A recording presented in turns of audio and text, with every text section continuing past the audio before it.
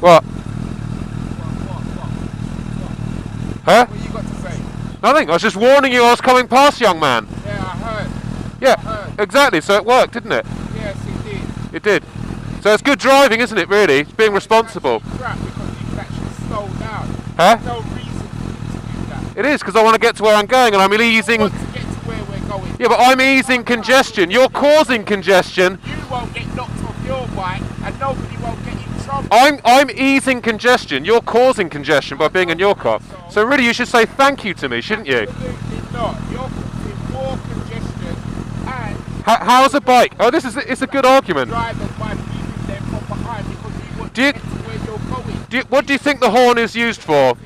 What do you think the horn is used for? It's the horn is used as a signal to other drivers. You're using it. Correct. You can get Correct.